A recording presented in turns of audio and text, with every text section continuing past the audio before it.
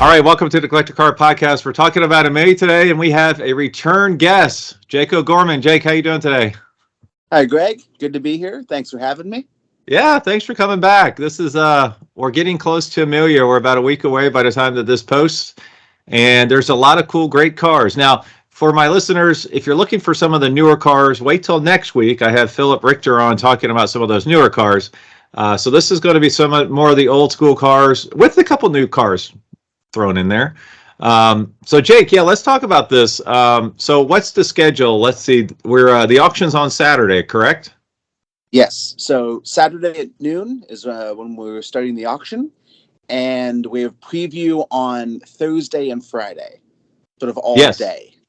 Yep, and it's a new location. Our last year at Amelia, and I'm pulling it up here. It is at 4171 Amelia Island Parkway, so it's near the airport, correct? Correct. Yeah, very close to the airport. In a kind of a treed area, and actually, I got a video yesterday of what the tent's going to look like, and it's very impressive. It's massive, clear span tenting. Everything has decking and floor under it. It's going to be a different look for Amelia, but I think it's gonna be really cool when it's all said and done. Yeah, I'm excited about it. I can't wait to get down there and check it all out. I know it's quite the operation to get these things set up, no matter where it is. And our team does an incredible job. 100%. Yeah, that's awesome. Well, let's talk about some of these cool cars here. So we're going to go across the board a little bit. And the first one I want to pull up here is this 1969 Ferrari Daytona. Actually, really, it's called a 365 GTB4. This is such an iconic car. I don't know your thoughts on this. The estimate is 550 to 650. I feel like these have been a little soft lately in the marketplace. I feel like if Dinos are trading for 800 grand, these ought to be up there, right? What are your thoughts on this car? It's got way more cylinders. I know, it's got twice the cylinders. So Daytonas are interesting in that, kind of we've seen swings in value on Daytonas historically.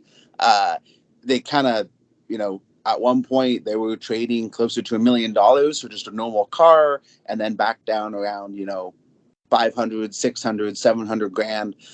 So it's I don't know exactly why they have this swing sometimes throughout the years, but as far as a driving car, this is what replaced the 275 GTB, and as a Grand Tourer car, it's got good room in it. It makes a really great noise. Front engine naturally aspirated V12. They're a cool car, and I hate to use the cliche poster car, but it is that of the early 70s. This one being a 69, right? First year, but I like them once when I have the opportunity to drive them, like I did this car. They like to go fast. It's not a car to kind of putt around town. Right. And this was a beautiful black on black. It's from a well-known collection exhibited at the 1969 Canadian Automobile Show. So that's pretty cool. And it has a plexiglass nose as well as air conditioning. So it seems like a pretty cool one. I just thought, I just think in general, with the prices of Dinos, these are undervalued. I think I picked it for one of my bull market lists for 2023. So I am curious to see what this one sells for. I know we had one at, there's a couple that have sold recently up higher in the 750 range. So I'm really curious to see what this one does. All right, the next one goes to kind of the next gen here. This is a big boy toy here. This is the Jaguar XJR15, 1991. This thing's really kind of nuts. This is a car I didn't know existed till a couple years ago. It's only 27 of them built. Basically a Group C prototype race car for the street, right? Mm-hmm. Yeah. Yes, and it's pretty cool that this was sort of seeing the evolution that this particular car was trying to bring into Jaguar. Obviously, it ended up going that route, and the designer of this went on to McLaren, right? Right. I believe, right, like shortly after. Oh yeah, Peter Stevens. Yep. Yep. Yeah.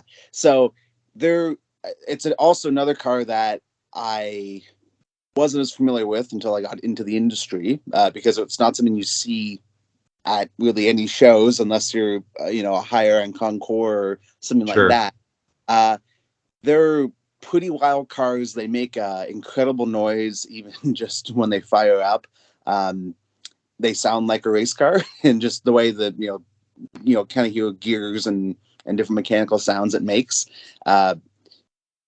I'm 5'11" on a good day, and I'm not necessarily, I'm not like NASCAR driver skinny, like new NASCAR driver skinny. A little tight for me to fit in these cars. So I think if you're over 6 foot, you're kind of out of luck. But it's basically, it's a race car for the streets. Yeah, very cool because it's rear engined, and I've seen a video on these with Jazz out of Tennessee. I think it was on Petrolicious. And really cool. I mean, it's so loud that you actually have headphones built into the car so you can talk to your passenger. Truly nuts. This one's basically brand new. I mean, it has 153 miles from new. Estimate on this one's 1.2 to 1.5. I want to say the last one that sold was right around the 1.3, 1.4. So that seems dead on from an evaluation standpoint. So this thing looks really nuts. I believe this will be truly intimidating for the first time you sit in this thing and try to fire it up. But I would love to have a shot at it. So very cool car. All right, now the next three cars I picked are right up your alleyway. It's a 1929, 1930, 1931 cars. The first one's a 1929 Rolls-Royce Phantom Derby Speedster. Do I have the right? I got the wrong picture here. Oh, yeah, I got it right. Okay. Yep. This is a really cool car. I also want you to talk a little bit about the next ones, the Cadillac V16, which was revolutionary in 1930. And then we have a stellar Duesenberg from 1931. So they're all, well, the first two are basically the same estimates, low 1 millions. But then the Duesenberg goes kind of nuts from a valuation standpoint. So tell us a little bit about this first one, the Rolls-Royce Phantom. Yeah. So this Rolls-Royce Phantom, it's one of the U.S. built, Brewster Carriage Company built Rolls-Royces that was pretty much assembled everything in the U.S. So even though it's a Rolls-Royce, it was built in America. So left-hand drive, center shift, transmission, and they were really going for a really sporty look. And this is, 29. So, it was kind of at the height of that, the roaring 20s right before the crash. And, so what they did on these is, pretty wild bodywork with those cut doors, kind of like scallop-shaped doors. They raised the fenders up in the back to kind of make it most speedster-ish, and just gave it a really intimidating look, especially in black. And this car, it's really well known about. It was originally owned by Maxwell House Coffee family, like delivered new. And what's pretty cool about these Rolls too is you have these records back to who took delivery of it. And this also survived, all the way through till today with its, all its matching pieces. It was never blown apart. Or what happened a lot is cars would be swapped bodies. So this is a Phantom 1 chassis, and when the Phantom 2 came out, shortly after this was built, what they would have done is to upgrade your car, you would take the body off and put it on the new chassis, because it's just a newer, better chassis. So that never happened to this car. So it's as it was, its whole life. Okay. Yeah. It's very cool. It's very beautiful. Like you said, sinister looking for sure. All right. Very the next cool. One's the V16 1930. Now, this would be the first year of the V16 Cadillac, correct? Yep. Yeah. 30. Yeah. 31. And that was 31. kind of the. Okay. All right. So we got the 1930. This one's. Yeah. Okay. Yeah. 1930 estimates 1.1 to 1.5. This one seems very special. It's in the same family from 1933 to 2014. Wow. and it looks like it has this original engine and coachwork. So tell us a little bit about this car. Yeah, so I was fortunate enough to touch this car back when we actually sold it for Mr. Moore several years ago now. I want to say, I believe it was 2014 or 15. Yep. We sold the A to Z collection in Hershey, and this car was, the highlight of that collection. So this car is special because it's, as he said, Moore Jr., John Jr., that it's wearing the only colors it ever did. And I think it's pretty cool that he drove this car to college. Yeah, and that it had been in the family since 33. So Wow. it's pretty cool that it survived. It was never, hot rodded or cut up or, sent to the scrap drive during the Second War. It's pretty cool that way. And he didn't really show the car. So it's not something that's been on the concours circuit, where it's really known about. He didn't really show it. And, to my knowledge, the current custodian who's selling it, he didn't, exhibit it much at all either. So it's kind of a fresh thing, at least to the concours circuit. Yes, it was restored in the 90s, so there'll probably be some things you'll want to be freshened up, but it's a super great, good thing because, again, it's all its original parts, except I think for a mascot and side mirrors, because they just crumbled the metal. But everything else is as it was, which, again, pretty cool. Some of these cars had V16 Roadsters. The body, the main Roadster body, it's the same as a V8, and a V8's 100 and a quarter, let's say. Right. Well, you put that on a V16 chassis and suddenly you have $1 million car. So right. It's a special thing. It's a special thing that, that this one's pure. It's not one that's been swapped around or messed with. Sure. Okay. Well, the next one is extremely special. So this is the 1931. So we went from 29 to 30. Now we're at 31. So this is the Duesenberg Model J disappearing top convertible coupe by Murphy. Estimate on this one is $3.85 to $4.5 million. Again, this one seems like it has all the original stuff on it. It's in some Hollywood films. And if you would talk to the rarity of this, because I know, you can have an $800,000 Duesenberg and you can have a $5 million Duesenberg. What sets this one apart from the others? I know the disappearing top's a pretty big deal. Definitely. So as far as, I want to say, in terms of production, they made more than 3, disappearing top as a more production body from Murphy. It's, high up there in the valuation compared to, obviously a custom one-off thing is going to, bring more money. But, this disappearing top coachwork, extremely popular, especially with collectors. Just the lines on it are gorgeous, where the top's completely hidden, has just that very small slanted windshield, on it. And you have this clear line all the way back from the hood, kind of straight, back to the, top of the rear trunk lid, and it curves down. So in terms of beauty, I really like these cars. It's really pretty. I mean, if you look at this compared to just, the Cadillac being a Roadster, the Cadillac looks just older, being has a top that kind of sits on top of the body. It's a little more upright, where this one looks just a little bit lower and longer with that disappearing top and the rigged windshield. Yeah, this thing's really cool. So I know the coachwork adds a lot of value to the car, or it can. So which all right, I'm going to put you on the spot here. Which is worth more? A exact same car, non-disappearing top, but with a Murphy body, or a disappearing top with a not as beautiful body?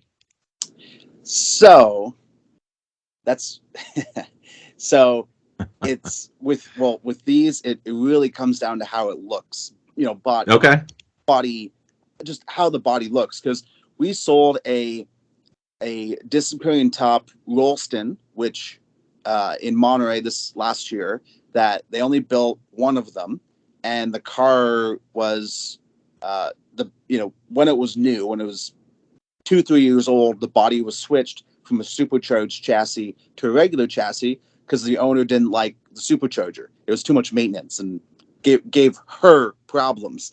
Right. So it was a one-off Rolston body, disappearing top. You could argue it's not as popular because they only made one, so there was only one out there to circle.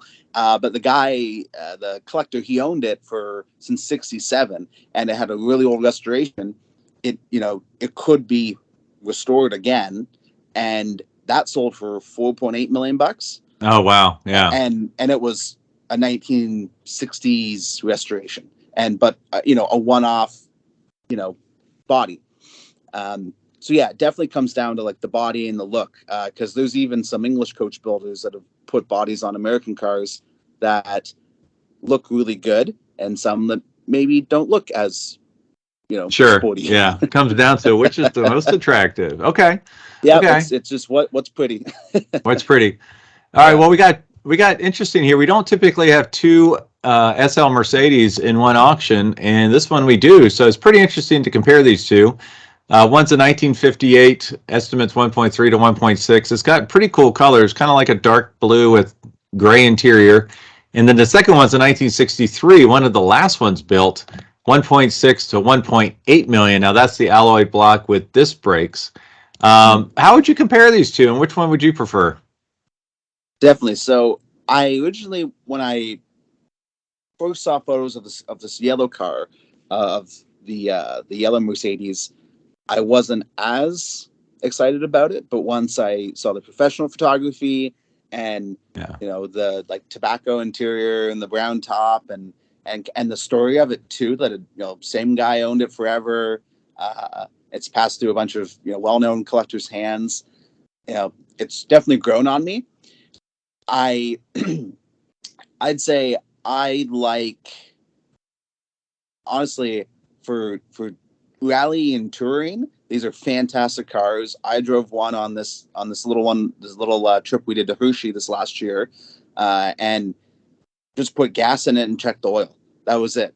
They just work for being a car from designed in the 50s and to early 60s. They're fantastic.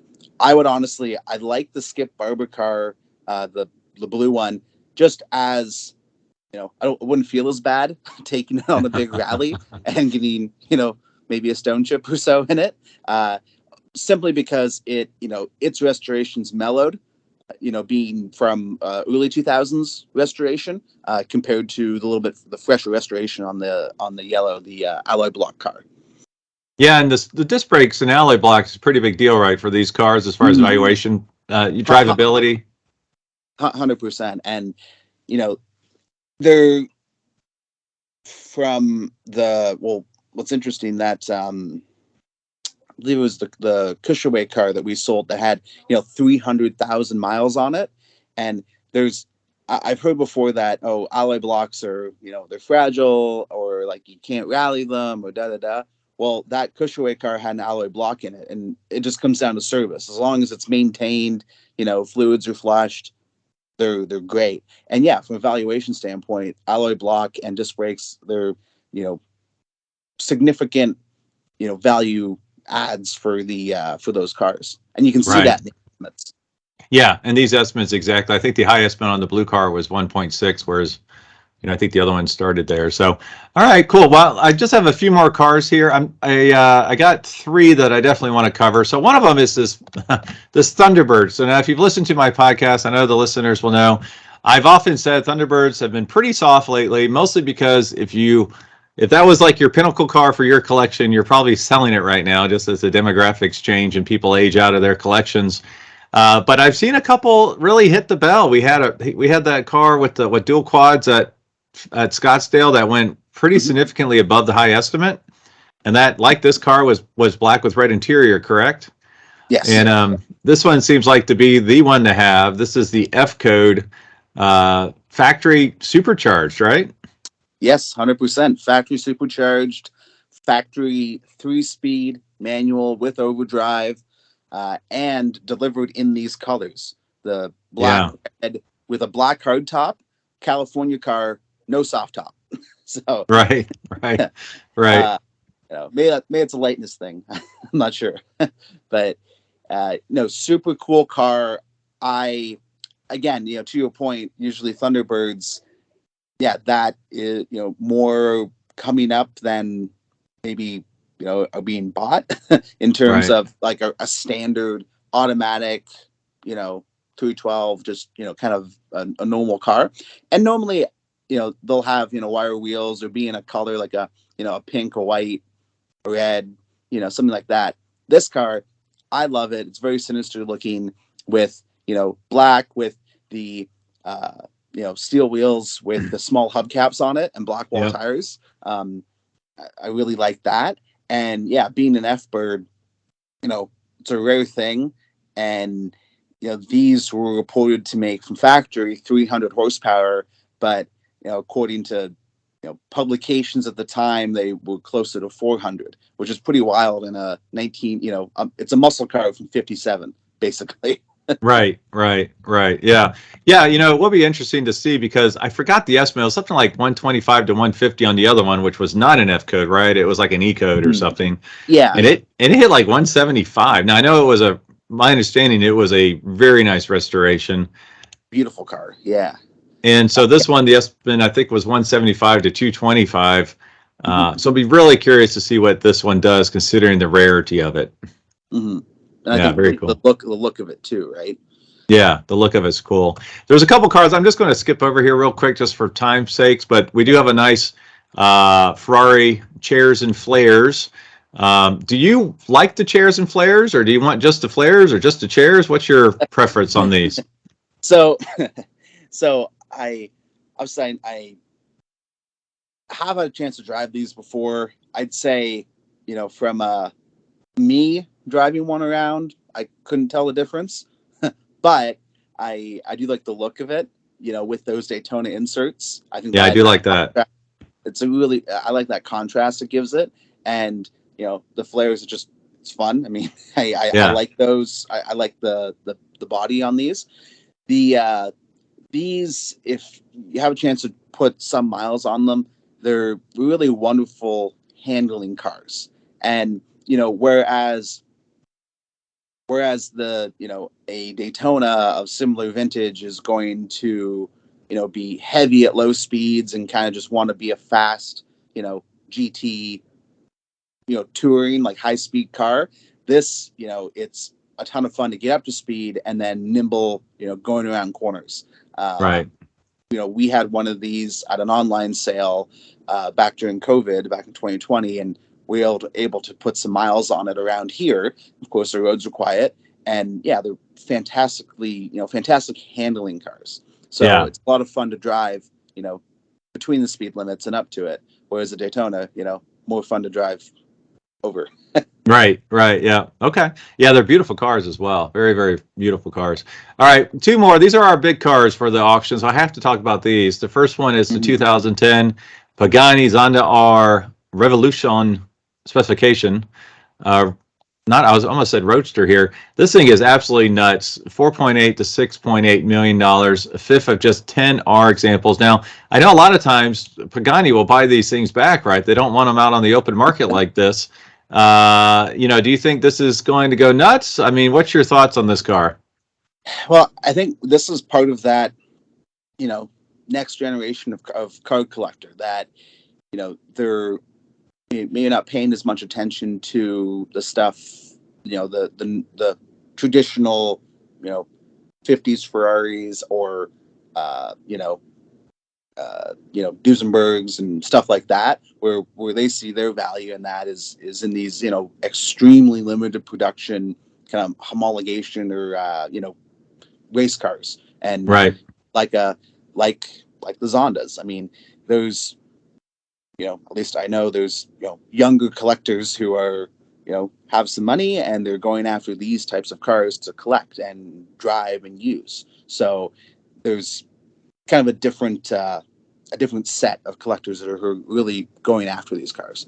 Yeah, yeah, it's really wicked. Look a little more out there. I found a dark blue Zonda. I think it was at Monterey, but it was just absolutely stunning. This one's definitely over the top. 780 horsepower, CLK GTR drive, 6-liter V12 by AMG. So it's a monster. I can't wait to hear it up. I'm hoping that we rev this as it's pulling up onto the stage there. That would be really, really awesome. All right. So for our last car, this is a car I was fortunate to see at Cavallino, 1959 Ferrari 250 GTB. I'm sorry, GT, long wheelbase, California Spider. This is the car. If I can only have one Ferrari, this is the car. Let's see, estimates $9 to $11 million. One of the rarest and most comfortable driving versions of the covered headlight California Spider. Tell us a little bit about this car. It is absolutely stunning. So this is of the era when you would buy a car to, race on the weekends and drive to work the rest of the time, which is pretty cool. And this particular one was ordered with a little higher specification engine, just the way the airbox is, and airbox is nuts. A little bit hotter cams and that. Yeah. And what's pretty cool is the first owner of this car was an 18-year-old. Oh my goodness. 18-year-old up in it was up in the Northeast somewhere, and he only owned it for a couple of years, but pretty cool that, hey, this is your you're 18 and you're driving this thing around. This was at the time Ferrari was between Luigi Chinetti and